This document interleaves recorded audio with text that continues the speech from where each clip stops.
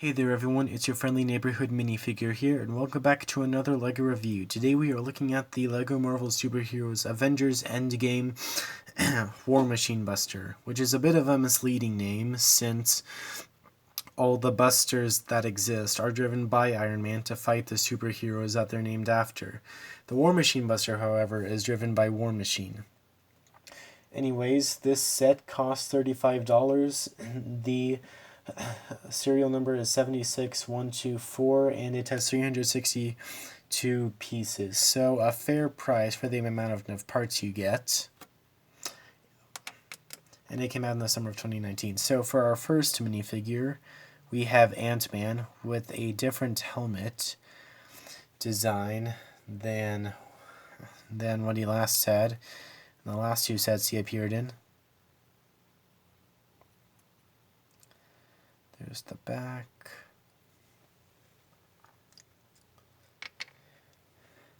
There he is without his helmet on.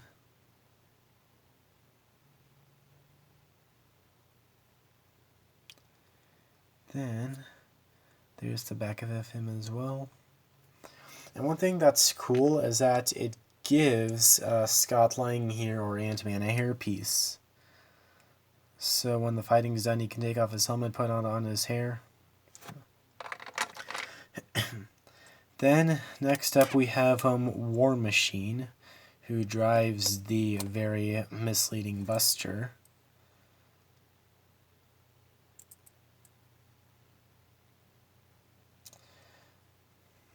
There's the back, which is basically the same print.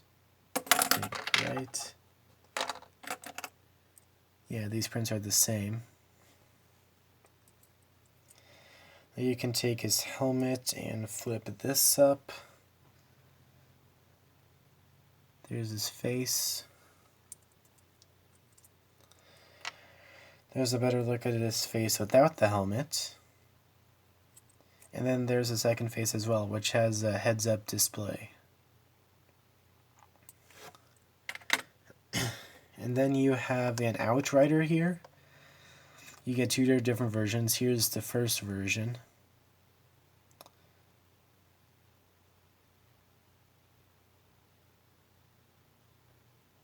He has golden claws, some spikes on the shoulder. There's the back. I have to say, I think the Outrider minifigures look pretty cool. And then here's the second one. He has 6 arms. And the printing is the same again on this one. So I won't show you the back. And then these arms move back and forth.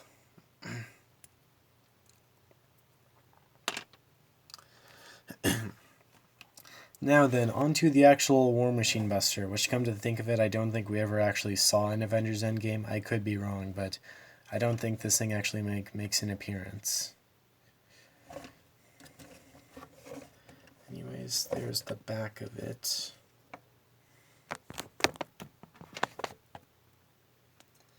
Yep, it's got a lot of stuff on it. And this set can do a lot of things. You have some toes here on the feet, which you can move those up and down and side to side. You can move the feet.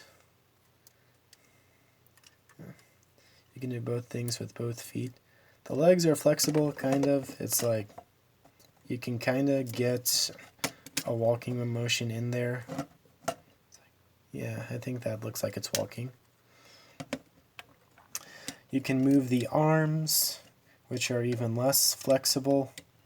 You can take these things and move them up to increase the flexibility. They're kind of like flaps or something. The actual forearms, you can't really move around except twist them. And they have the little folder finger pieces here, so you can hold a minifigure if you want.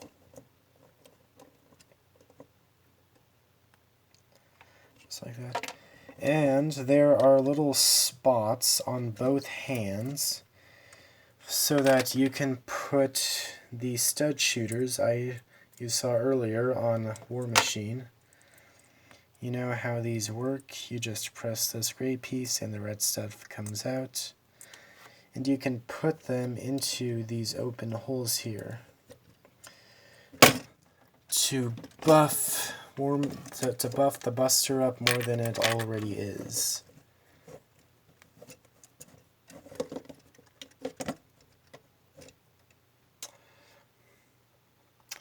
Now, up here, you have two shoulder-mounted weapons.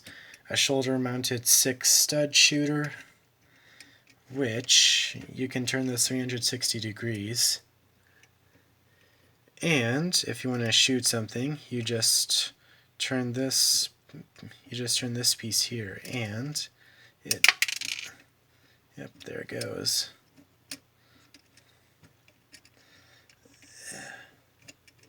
I'm having a really hard time with this. Yep, that's it. And then you have some flick fire missiles. Those don't make many appearances in LEGO sets these days. You just push them forward and out they go.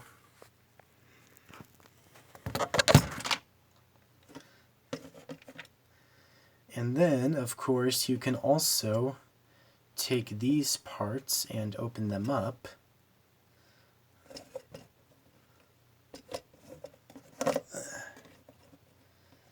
You can open these parts all the way up. And you you have space for one single minifigure to go inside.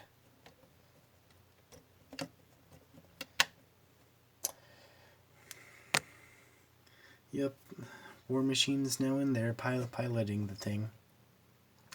Oh, and one cool feature, probably the coolest feature of the set, is see this gray piece here?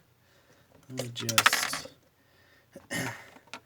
This gray piece is actually a thing to hold all the extra studs from the stud shooters and rapid fire stud shooters, which is really cool. I really wish more LEGO sets would implement this, where they have a way to hold all the extra studs in the set instead of them just lying around on your by your set when it's like on a shelf or something.